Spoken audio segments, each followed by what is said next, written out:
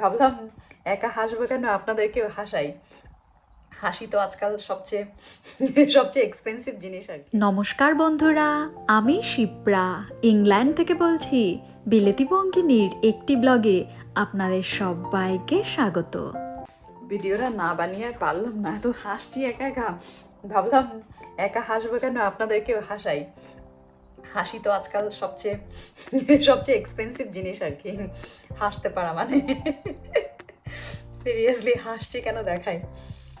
এই যে হলো আমার কটা কুমড়ো গাছ হয়েছে, তো এই জানলাটা যেহেতু এখন একটুখানি খোলা থাকে, সোজা হাওয়া আসে বলে গাছটা খুব তাড়াতাড়ি বাড়ছে।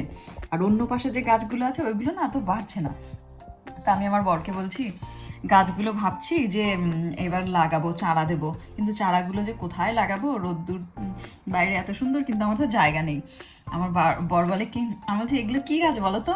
বলে কি কি গাছ? আমি বলছি কি বলো কি গাছ? বলে কি পেঁয়াজ গাছ। ও ভাই, এইগুলো নাকি পেঁয়াজ গাছ? আমার এই লম্বা মতন করে এটা কি গাছ বলো তো? বলে কি কি গাছ? আমি বললাম বলো তুমি এটা কি গাছ? বলে কি রে আম গাছ, তুমি একদিন আম খেয়েছিলে, এটা আম গাছ। হাসি পাবে কিনা, এটা হচ্ছে আম গাছ। হে ভগবান, আম গাছ, এগুলো হচ্ছে পেঁয়াজ গাছ। ভাই আমি পেঁয়াজ গাছ লাগিয়েছি, এই যে, আরে হচ্ছে আম গাছ।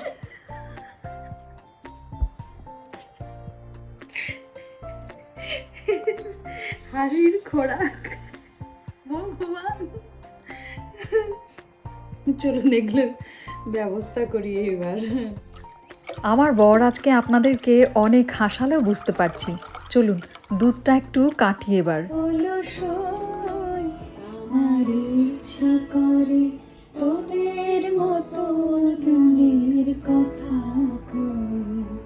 দুধটা ততক্ষণে ছানা কাটুক। আর এই দেখুন, ফুলদানিতে ফুল সাজানো ছিল, তা থেকে এই দেখছি কি দারুণ চারা গাছ শুরু হয়েছে। তাই ভাবছি একটুখানি মাটিতে পুঁতে দিই, দেখি গাছগুলো বাঁচে কিনা। আর এখানে না ফুলদানিতে যখন জল দিয়ে ফুলগুলো রাখা হয়, তার মধ্যে একটু চিনির শিরা দেওয়া হয়, তাতে এই ফুলদানির ফুলগুলো অনেক দিন বেঁচে থাকে। আমি কিন্তু আজকে কলকাতার রসগোল্লা বানাচ্ছি। ওই যে আগের সপ্তাহে ঘুরতে গেছিলাম, সেখান থেকে তো দেখলেন কত গাদা দুধ আনা হয়েছিল। অতগুলো দুধ এই কদিনের মধ্যে শেষ করা যায়? তাই ভাবছিলাম যে কিছু একটা বানাতে হবে। কি বানাই মাথার মধ্যে এত ঘোরাঘুরি করছিল। পরে আমি চুজ করলাম যে আজ আমি একটু রসগোল্লা কিভাবে বানাই সেটাই ট্রাই করব। জানেন, আমি কিন্তু আজকে আমার জীবনে প্রথমবার রসগোল্লা বানাবো। ছানাটা সুন্দর করে চটকে মেখে আমি হাফ চামচ মতন ময়দা মিশিয়ে দিচ্ছি। ময়দাটা দিলে না বাইন্ডিংটা সুন্দর হয়। আর ছানাটা মাখা হয়ে গেছে সেটা কি করে বুঝবেন? আসলে এই প্লেট আর হাতের থেকে সুন্দর করে যখন একা একাই একটা মণ্ড তৈরি হয়ে যাবে, তখনই বুঝতে হবে যে ছানাটা রেডি হয়ে গেছে। কিন্তু হাতের সঙ্গে যদি লেগে লেগে যায়, তখন বুঝতে হবে ছানা তখনও রেডি হয়নি। হাতের তালু দিয়ে 5-7 মিনিট মতন ঘষে ঘষে সুন্দর করে মাখলেই কিন্তু ছানাটা রেডি হয়ে যায়। এই দেখুন, আমার ছানাটা কিন্তু রেডি হয়ে গেছে বলে 2 হাত দিয়ে আমি যদিও ধরছি, তবুও আমার হাতে লেগে যাচ্ছে না। আর অনেকক্ষণ বেশি সময় ধরে কিন্তু ছানাটা আবার ঘষলে এর থেকে ঘি বেরিয়ে আসতে শুরু করে, সেটা কিন্তু আবার বেশি একদম হয়ে যায়। ততক্ষণ কিন্তু ঘষবেন না। যেই দেখবেন আর দুটো হাতে ছানাটা লেগে যাচ্ছে না, তখনই বুঝতে হবে যে রসগোল্লার জন্যে ছানাটা রেডি হয়ে গেছে। রসগোল্লাতে আপনাদের যদি কোনো ফ্লেভার পছন্দ হয়, এই সময় কিন্তু এই ছানাটার সাথে সেই ফ্লেভার আপনারা মিশিয়ে দিতে পারেন। আমি প্রথমে ভেবেছিলাম জানেন, যে একটা করে এলাচের দানা আমি এই রসগোল্লার ভেতরে ঢুকিয়ে দেব, কিন্তু সব ভুলে গেছি। তাই কি করা যাবে, পরে আবার আমি রসগোল্লার সে ঝোলটা বানিয়েছি, তার সাথেই আমি মিশিয়ে দিয়েছি। আর এই দেখুন, আমার রসগোল্লা সবকটাই কিন্তু তৈরি হয়ে গেছে। এই রসগোল্লাটা আবার খানিকটা বড় হয়েছে। কি দারুণ হয়েছে তাই না?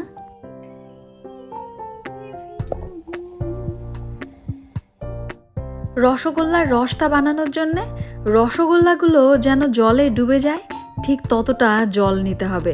আমার কিন্তু প্রথমে জল অনেকটাই কম হয়েছিল, তাই আমি দুবার করে রসগোল্লার রস বানিয়েছি, সেটা আপনাদেরকে দেখানো হয়নি। আর চিনি আমি এরকম 1.5 কাপ মতো নিয়েছি। বেশি মিষ্টি আমার পছন্দ নয়, তো আপনারা যেরকম মিষ্টি খান ঠিক সেরকম মিষ্টিই দেবেন। আবার আমি 2-3টে এলাচও দিয়েছি, যাতে আমার রসগোল্লাটায় হালকা একটু এলাচি টাইপের ফ্লেভার হয়। কিন্তু ওই জিনিসটা মনে রাখবেন, আমার কিন্তু রসগোল্লার ঝোলটা একদম কমে গেছিলো, তাই আমাকে 2 বার আবার রস ফুটিয়ে আবার ওই ঝোলের সাথে মিশিয়ে দিতে হয়েছিল। তাই আপনারা যখন প্রথমবার এই রসগোল্লা বানাবেন জলের পরিমাণটা একটু বেশি নেবেন। চিনি জলে মিশিয়ে দেওয়ার পর 5 মিনিট মতন ফুটিয়ে নিতে হবে, তারপরে এই রসগোল্লাগুলো দিয়ে দিতে হবে। রসগোল্লাগুলো দেওয়ার পরেও কিন্তু প্রায় 20-25 মিনিট মতন আবার সুন্দর করে রসটায় ফুটিয়ে নিতে হবে। আর তারপর সেট হবার জন্য আবার অনেকটা সময়, প্রায় 8-9 ঘন্টা রেখে দিতে হবে। তারপরেই কিন্তু ধীরে ধীরে রসগোল্লাগুলো একদম ফুলে ফেপে বড় হয়ে ওঠে।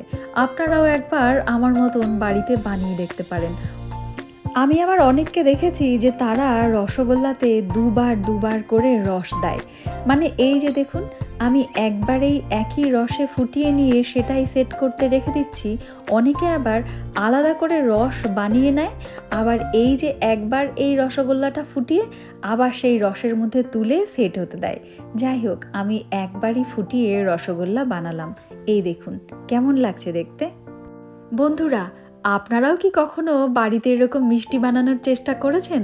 আমাকে কমেন্ট বক্সে জানাবেন কিন্তু। আর শুধু মিষ্টি খেলেই তো হবে না, শুধু মিষ্টিতে তো আর পেট ভরবে না। এই দেখুন, আজকে কিন্তু আমি একদম আলাদা রকম একটা জিনিস বানাচ্ছি, সেটা হচ্ছে সর্ষে বাটা দিয়ে ডিম। ইংল্যান্ডে কিন্তু সমস্ত জিনিস পাওয়া গেলেও এই সর্ষে গুঁড়োও কিনতে পাওয়া যায় না। কলকাতা থেকে আসার সময় তাই সানরাইজে ছোট্ট পাতা নিয়ে এসেছিলাম। সেখান থেকেই একটা পাতা কেটে হালকা কুসুম গরম জলের মধ্যে একটু হলুদ দিয়ে মিশিয়ে রাখছি। আর এরম করে রাখলে কিন্তু সর্ষের ফ্লেভারটা দারুণ সুন্দর হয়ে যায়। শুধু সর্ষে নয়, যে কোনো গুঁড়ো মশলা যদি একটু হালকা গরম জলের মধ্যে ভিজিয়ে রাখা হয়, তার টেস্ট কিন্তু একদম বেড়ে যায়। ডিম সেদ্ধ হয়ে গেছে। ডিমগুলো ছাড়াতে দেখি আমার কর্তামশাই নিচে। আর আমার হাতের অঙ্গভঙ্গি দেখে নিশ্চয়ই বুঝতে পারছেন যে আমি আমার বরকে ওপর থেকে গুলি করছি আর ও আমাকে নিচের থেকে গুলি করছে। আমরা কিন্তু এরম মজা করেই দিন কাটাই। এখন আনছে হলো ডিম, আর আমি ডিম রান্না করছি। এখন কি অবস্থা। ছেলে আর বরের কাছে সবচেয়ে কম প্রয়োজনীয় যদি কারোর কল থাকে সেটা হচ্ছে আমার। মানে আমার বরকে যদি কিছু ইম্পর্টেন্ট বলতে হয় তখন ছেলেকে ভায়া হয়ে কল করতে হয়। ছেলেকে বলতে হয় যে তোর ড্যাডকে ফোন করে বলে দিস তো যেন এইটা নিয়ে আসে, কারণ আমার ফোন তো রিসিভ করছে না। ঠিক তেমনি আবার ছেলেকে যদি ইম্পর্টেন্ট কিছু বলতে হয় তখন বরকে ফোন করে বলতে হয় যে ছেলে ফোন রিসিভ করছে না, তুমি একবার ফোন করে বলে দাও তো যে এই কাজটা যেন করে রাখে। মানে বুঝতে পারছেন আমার অবস্থাটা কেমন। আজকেও ভাবুন, আমার বরকে 2-3 বার কল করেছিলাম যে বাড়িতে আসার সময় ডিম নিয়ে এসো, রাত্রেবেলা আজকে ডিম রান্না করব। বর তো ফোন রিসিভ করলোই না। এখন যখন আমি নিজে থেকে দোকানে গিয়ে ডিম এনে ডিম রাঁধতে শুরু করেছি তখন আমার বর ডিম নিয়ে এসে হাজির হয়েছে।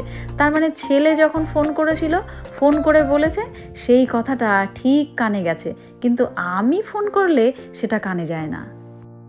বন্ধুরা, আপনাদের বাড়িতেও কি এরকম হয়? মানে আপনার কলটা সবচেয়ে কম ইম্পর্টেন্ট আর বাড়ির অন্যান্য সদস্যদের কলগুলো সবচেয়ে বেশি ইম্পর্টেন্ট। আমি জানি আমার ফ্যামিলির মতন অনেক ফ্যামিলিই আছে, যে সব ফ্যামিলিতে এই একই রকমের স্টোরি চলছে। আমার ফ্যামিলিতে কিন্তু কেউ কারোর থেকে কম যায় না। আমার মায়ের বয়স 70-এর বেশি।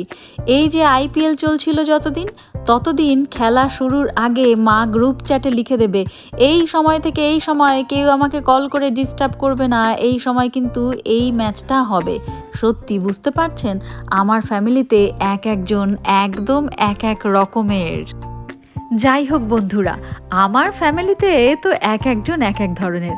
আপনাদের ফ্যামিলিতেও কি তাই? আমাকে কমেন্ট বক্সে জানাবেন কিন্তু। বন্ধুরা, আজকের এই সর্ষে বাটা দিয়ে ডিমটা কিন্তু একদম একটা আলাদা রকমের ডিশ। আমরা তো পেঁয়াজ, রসুন, আদা, লঙ্কা দিয়ে কষিয়ে সবসময়ই ডিমের ঝোল খেয়ে থাকি, কিন্তু আজকের ডিমটা একটু আলাদা। আমি একদম সরু সরু পাতলা পাতলা করে পেঁয়াজ কুচিয়ে নিয়েছিলাম, আর পেঁয়াজটা তেলে একটুখানি ভেজে নেবার পর একটু আদা, লঙ্কা আর একটুখানি রসুন আমি থেতলে নিয়েছিলাম ওখলিতে। সব কিছুই একসঙ্গে দিয়ে সুন্দর করে দেখুন ভেজে তারপরে আবার সর্ষে বাটাটাও ওর মধ্যে দিয়ে দিয়েছিলাম। সর্ষে বাটাটা থেকে যেই একটু হালকা ভাজা ভাজা মতন গন্ধ বেরোতে শুরু করেছিল, তখন দিয়েছি গরম জল। আর গরম জলটা যেই ফুটে উঠেছিল, তখন এখন দিয়ে দিচ্ছি সেই ভেজে রাখা ডিমগুলো। আরও 5-7 মিনিট সুন্দর করে এই ঝোলটা ফুটিয়ে নিতে হবে। ঝোলটা একদম যখন মাখা মাখা হয়ে গেল, তখন আমি ওপর থেকে একটুখানি ধনেপাতা কুচানো দিয়ে দিচ্ছি। ব্যাস, আমার সর্ষে বাটা দিয়ে ডিম কিন্তু একদম রেডি। আপনারা যদি আগেও এই ডিশটা খেয়ে থাকেন তবে কমেন্ট বক্সে জানাবেন, আর যদি না খেয়ে থাকেন তবে একদিন নিশ্চয়ই ট্রাই করবেন। বন্ধুরা, রাতের খাবারের সাথে বিলেতি বঙ্গি নিয়ে আজকের ব্লগটা এখানেই রাখবে। পরের ব্লগে আবার হাজির হয়ে যাব। ততদিন ভালো থাকবেন, সুস্থ থাকবেন, আর পরিবারের সবাইকে সুস্থ রাখবেন। Tata, bye bye.